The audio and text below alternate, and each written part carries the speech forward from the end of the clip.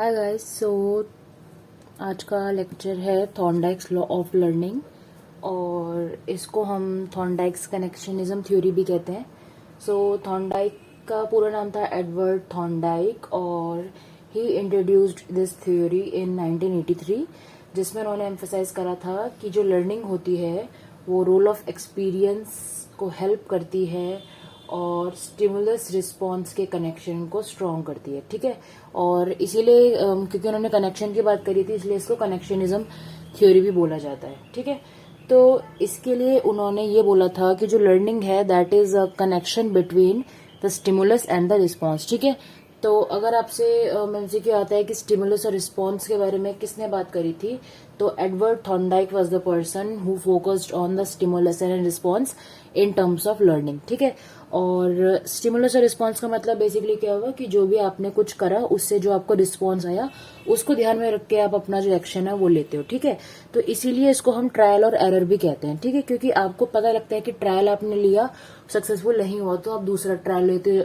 And you continue to do the trials till you get the desired result. ठीक है, और जब तक नहीं आता तो उसको हम एरर कहते हैं। ठीक है, इसी वजह से this theory is also known as trial and error learning. ठीक है, और स्टिमुलस रिस्पॉन्स रेनफोर्समेंट थ्योरी। ठीक है, इस थ्योरी के लिए उन्होंने एक्सपेरिमेंट करा था एनिमल्स पे। सो ही basically experimented on cat.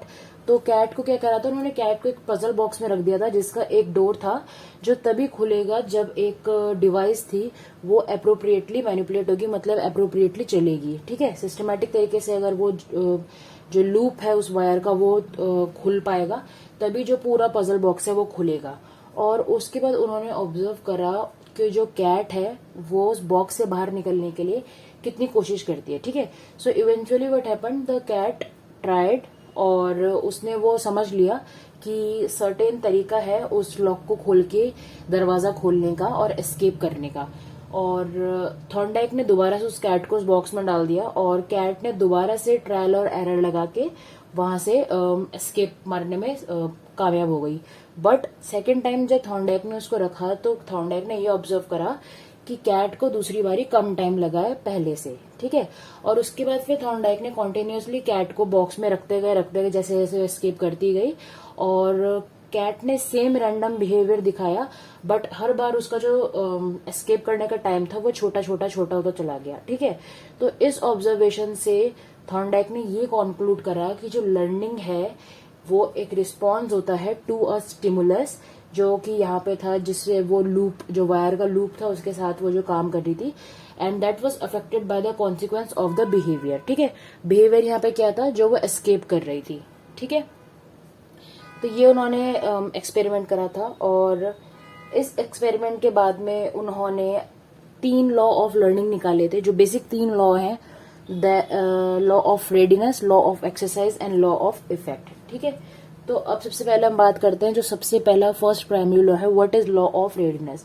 So first primary law of learning according to Thorndike is law of readiness, या फिर हम इसको लॉ ऑफ एक्शन टेंडेंसी भी बोलते हैं। ठीक है, इसका मतलब होता है जो लर्निंग है it takes place where an action tendency is aroused through preparatory adjustment और सेट ऑफ एटीट्यूड। ठीक है, मतलब कि until unless you are prepared आप उस चीज को लर्न ही नहीं कर पाओगे। फॉर एग्जाम्पल, जैसे कि अगर आपको टाइपिंग लर्न करनी है तो in order to learn typing आपको सबसे पहले बैठना पड़ेगा, एक टाइपिंग बोर्ड लेना पड़ेगा। बट अगर आप लेटे लेटे सोच रहे हो कि मुझे टाइपिंग आ जाएगी, तो लेटे लेटे तो आपको टाइपिंग आ ही नहीं सकती। ठीक है, अगर आप लेथार्जिक हो, अनप्रिपेयर्ड हो, तो आप कुछ भी नहीं सीख सकते। ठीक है, so in order to learn something you have to be ready for it. ठीक है, जैसे कि अगर आपको ये थॉर्नडाइक का लॉ ऑफ लर्निंग ही पढ़ना है तो इसके लिए ऐसा नहीं है कि आपको लेटे लेटे भी समझ आ जाएगा। आपको वीडियो खोलना पड़ेगा, आपको समझना पड़ेगा पहले की क्या बात हो रही है, फिर आपको अपने आप से गूगल करना पड़ेगा थोड़ा लॉ ऑफ रेडीनेस क्या होता है या examples related to it.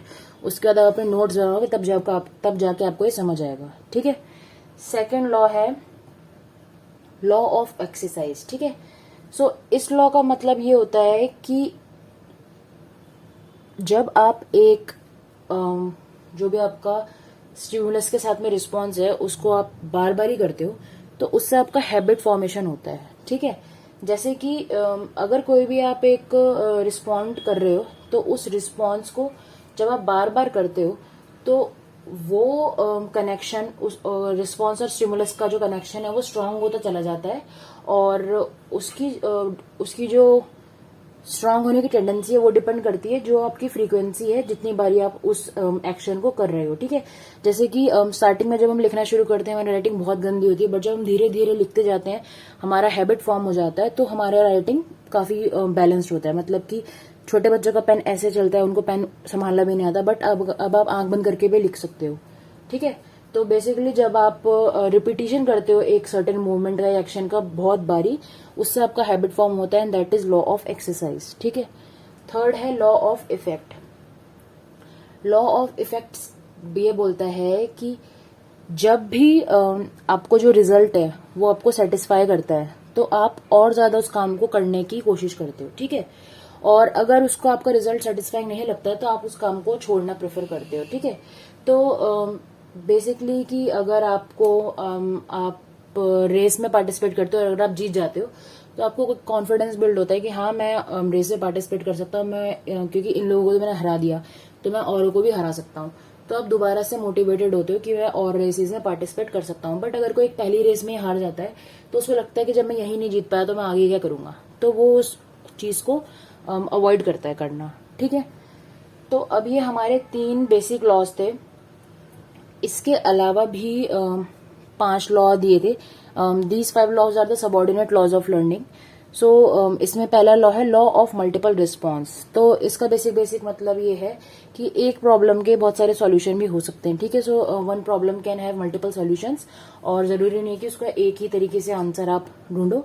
Multiple response हो सकता है, मतलब कि मे बी एक पर्टिकुलर जो प्रॉब्लम है उसका जो अलग अलग इंडिविजुअल्स अलग अलग तरीके से रिस्पॉन्ड करें।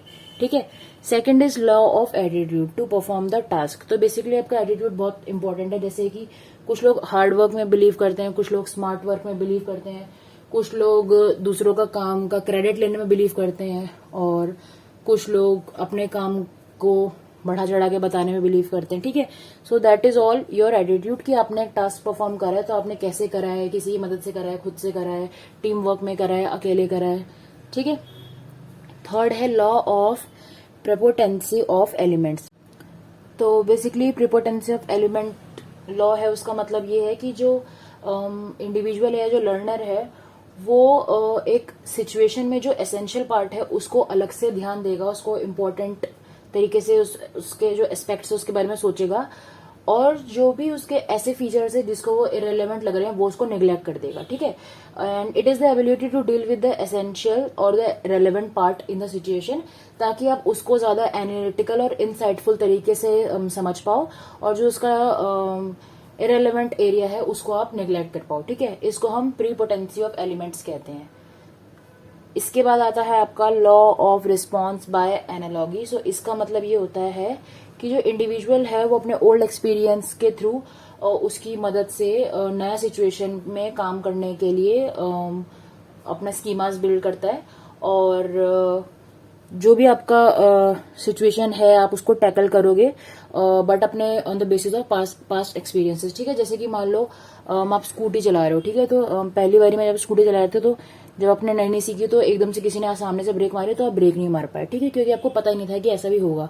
बट अगली बारी जब आप भीड़ भड़ाके में जा रहे हो तो आप प्रिपेयर्ड रहते हो कि कोई भी बेवकूफ सा आगे आके ब्रेक मार देगा, या फिर जो मयूरी वाले होते हैं, जो रिक्शा ऑटो रिक्शा वाले इलेक्ट्रिक रिक्शा वाले होते हैं, वो बिना इंडिकेटर दिए मुड़ते हैं, डिंग डिंग कहीं से मुड़ जाते हैं वो, तो उनके सामने आप 20 की स्पीड पे निकालोगे, क्योंकि आपको पता है कि ठोक भी देंगे और फिर आप अगर लड़ाई भी नहीं कर सकते हो, मतलब आपको बाद में याद आते हैं कमबैक्स की ये बोल सकता था मैं, तो वो फायदा नहीं होगा उसका। ठीक है, ये होता है law of response by analogy.